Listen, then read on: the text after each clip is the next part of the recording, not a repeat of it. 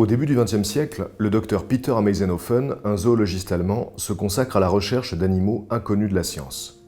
Il produit une documentation considérable qui contient des photos de créatures étranges, comme cette chimère à corps de singe ou ce serpent vertébré à 12 pattes.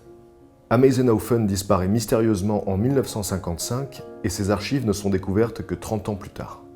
En 1968, l'Union soviétique envoie le vaisseau Soyouz 2 dans l'espace. À son bord se trouve le colonel Ivan Istoknikov, un cosmonaute qui disparaît lors d'une manœuvre à l'extérieur du vaisseau. Embarrassés par cet incident, les autorités russes déclarent que Soyouz 2 était inhabité et vont jusqu'à effacer toute trace de l'existence d'Istoknikov. Il faut attendre la chute du communisme pour que des chercheurs indépendants découvrent la vérité et dévoilent des photos de l'officier perdu. Si vous vous demandez quel est le point commun entre ces deux histoires, c'est simple. Elles sont totalement fausses. Les images, les faits et les documents ont été créés de toutes pièces par Joan Fontcuberta, un artiste espagnol spécialisé dans la falsification. En détournant les codes du réel, ses œuvres nous poussent à questionner nos certitudes. Dans cet épisode, je vous invite à entrer dans le monde de l'imitation. Du faux semblant. De l'imposture. Bref, Du simulacre. Vous allez découvrir à quel point le faux est une composante essentielle de la réalité, que ce soit dans l'histoire ou dans la nature. Alors ne soyez pas surpris si au cours de cet épisode, vous ressentez l'irrépressible besoin de vous écrier Fake.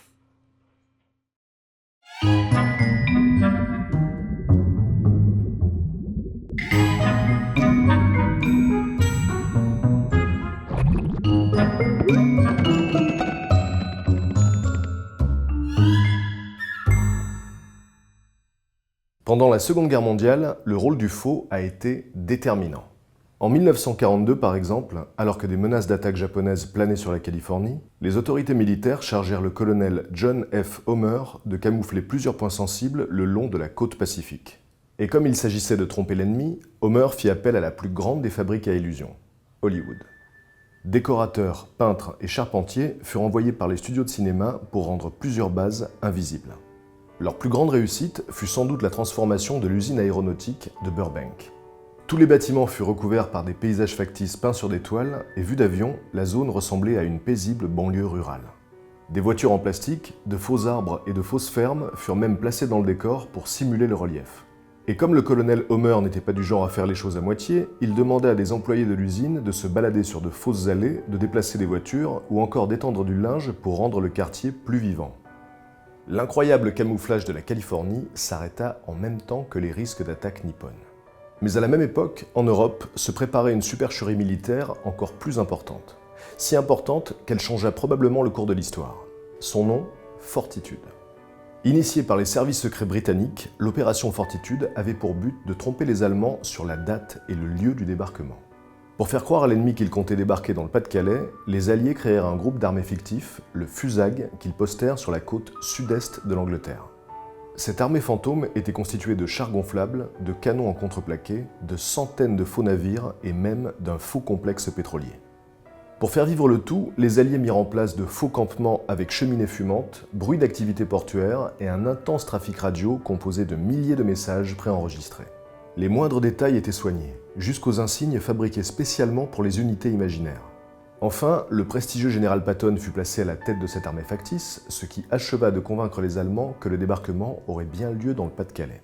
Le succès de l'opération Fortitude eut un impact décisif sur l'issue de la guerre, mais ce vaste plan de manipulation n'aurait pas été aussi efficace sans l'action d'un manipulateur de génie, Joan Pujol Garcia. Les nazis faisaient pleinement confiance à cet agent espagnol, surnommé Arabelle, qui leur envoyait de précieuses informations sur l'activité des Alliés grâce à son réseau d'espions. Mais en réalité, Pujol était un agent double qui travaillait pour les services secrets anglais sous le nom de Garbo, et son réseau était constitué de 27 agents parfaitement fictifs dont il écrivait lui-même les rapports. Non seulement les Allemands gobaient tout ce que l'Espagnol écrivait, mais en plus, ils dépensaient une fortune pour financer un groupe d'espions qui n'existait pas. Les faux rapports de Pujol poussèrent Hitler à envoyer le gros de ses troupes dans le Pas-de-Calais, alors que le sort du conflit se jouait en Normandie. Le plus fort, c'est que les nazis ne réalisèrent jamais que leur cher espion Arabelle les avait dupés, et il fut la seule personne décorée à la fois par les Alliés et par les Allemands au cours de la Seconde Guerre mondiale. Les faux bâtiments ne sont pas utiles qu'en temps de guerre. Aujourd'hui, il en existe plusieurs à travers le monde. Si vous avez vu ma précédente vidéo sur les curiosités de New York, vous vous souvenez peut-être du 58 Joralemon Street. Un immeuble qui se trouve dans une rue résidentielle de Brooklyn, avec un sous-sol blindé et des fenêtres entièrement noires. Cette façade étrange cache en fait un puits d'aération et un tunnel d'évacuation pour le métro de New York. On peut voir le même genre d'édifice à Paris, dans le 10e arrondissement, au 145 rue Lafayette. L'immeuble qui se trouve à cette adresse possède un balcon, un porche, des fenêtres ouvertes, mais il est complètement creux. Sa façade camoufle une bouche d'aération géante pour le RER B. À Londres, ce n'est pas un mais deux bâtiments fantômes qui se trouvent dans la rue Leinster Gardens au numéro 23 et 24. Leurs portes n'ont pas de boîte aux lettres, leurs fenêtres sont grisées, et derrière les façades d'1,50 m d'épaisseur, il n'y a qu'un gouffre qui donne sur une ligne de métro. Alors des immeubles factices, vous me direz, c'est pas mal, mais on peut faire mieux. Dans la baie de San Pedro, en Californie, on peut voir 4 îles qui de loin ressemblent à des stations balnéaires. Elles arborent une végétation tropicale, des bâtiments apparemment hôteliers et même des chutes d'eau. On les appelle les îles astronautes parce qu'elles portent le nom de 4 astronautes américains morts en mission. Grissom, White, Freeman et Chaffee. Mais avant 1965, ces îles n'existaient pas. Elles sont totalement artificielles et elles cachent en réalité des puits de pétrole. L'opération de camouflage coûta 10 millions de dollars et elle fut confiée à un architecte spécialisé dans les parcs d'attractions. Il s'agit des seules plateformes pétrolières déguisées des États-Unis. Pour placer la barre encore plus haut, il faut se rendre en Corée du Nord. Kinjongdong est un village qui se trouve juste au-dessus de la zone démilitarisée, séparant Corée du Nord et Corée du Sud. Elle abrite 200 familles dans de jolis immeubles bien alignés et on y trouve des écoles et un hôpital. En tout cas, c'est ce que dit le gouvernement nord-coréen. Mais quand on observe les bâtiments de plus près, on s'aperçoit que les fenêtres n'ont pas de vitres, que les lumières fonctionnent sur minuterie et que les seules personnes présentes sont des ouvriers de maintenance. En réalité, Kinjongdong est un village de propagande. Un leurre censé tromper les habitants du village d'en face qui se trouve en Corée du Sud. Dans les années 80, le gouvernement sud-coréen érigea un mât de 100 mètres de haut à la frontière pour y accrocher le drapeau national. La Corée du Nord répliqua immédiatement en installant un mât de 160 mètres à Kinjongdong, le plus grand du monde à l'époque. Ce duel nationaliste n'était pas que visuel.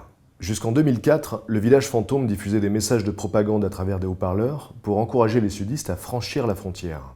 A priori, ceux-ci n'ont jamais été vraiment convaincus. L'histoire des sciences n'est pas épargnée par les faussaires, en particulier l'archéologie. Comme dans le célèbre exemple de l'homme de Piltdown, où des fragments de crâne découverts en 1912 firent croire à une bonne partie de la communauté scientifique qu'on avait trouvé le chaînon manquant entre l'homme et le singe. Il fallut attendre 40 ans pour réaliser que les restes de l'homme de Piltdown étaient composés d'un crâne du Moyen-Âge et d'une mandibule d'orang-outan.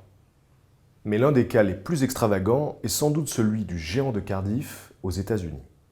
En 1869, alors qu'il creusait un puits sur le terrain du fermier William Newell, 2 ouvriers firent une découverte extraordinaire, le corps fossilisé d'un homme de 3 mètres de haut.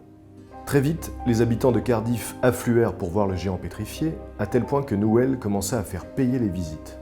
Les scientifiques étaient sceptiques, mais certains fondamentalistes considéraient la découverte comme une preuve que les géants mentionnés dans la Bible avaient bien existé. Ce qu'ils ignoraient, c'est qu'il s'agissait d'un canular orchestré par un certain George Hull, fabricant de cigares et cousin de Newell. Hull avait eu l'idée de fabriquer un faux géant pour voir jusqu'où irait la crédulité religieuse. Il fit donc sculpter une statue en secret qu'il enterra derrière la ferme de son cousin avec la complicité de ce dernier. Il ne restait plus qu'à engager 2 ouvriers pour creuser au bon emplacement. Le géant de Cardiff devint un tel phénomène qu'un homme d'affaires nommé David Hannum le racheta à Hull pour la somme de 23 000 $, soit plus de 400 000 $ actuels.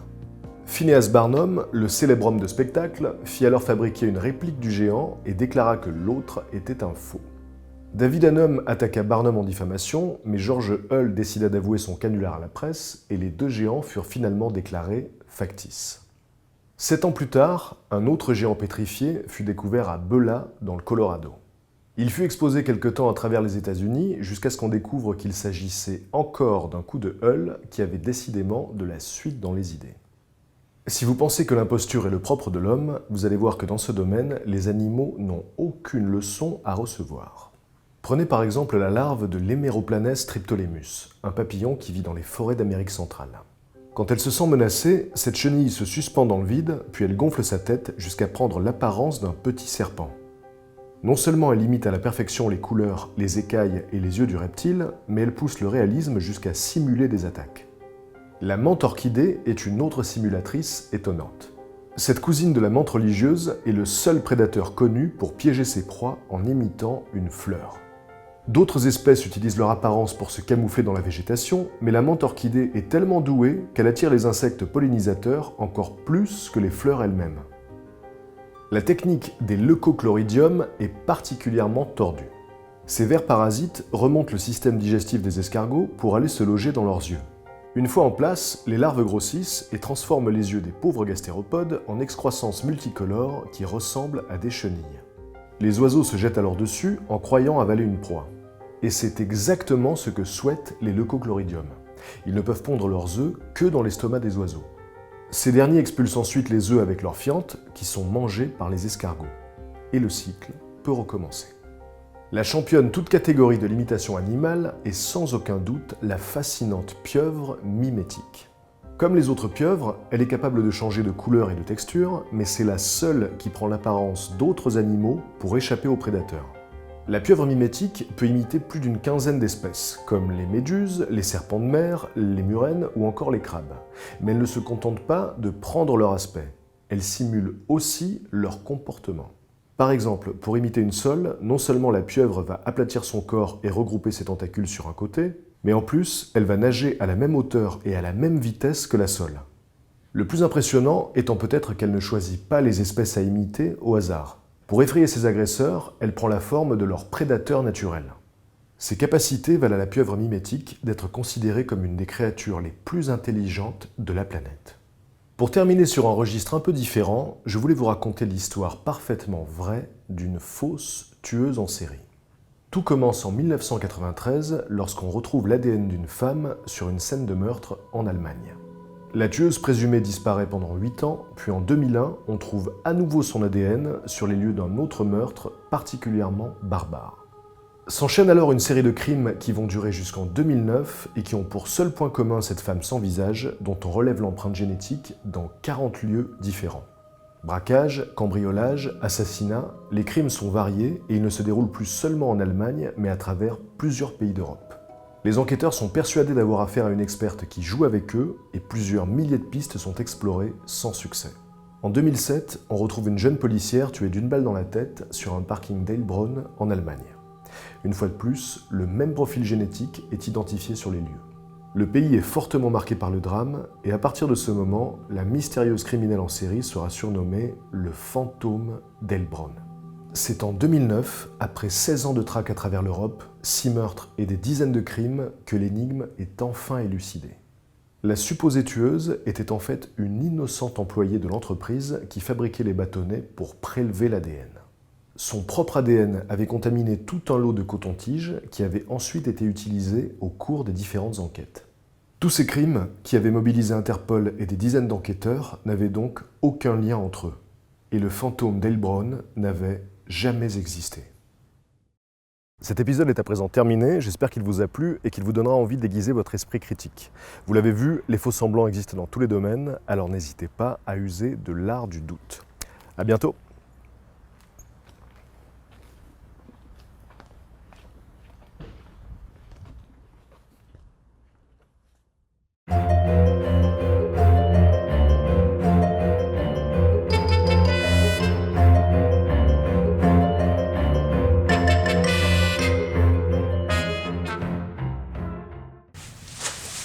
Dans cet épisode, je vous invite à entrer dans le monde de l'imitation, du faux semblant, de l'imposture, bref, du simulacre. Oh putain, il est trop fort.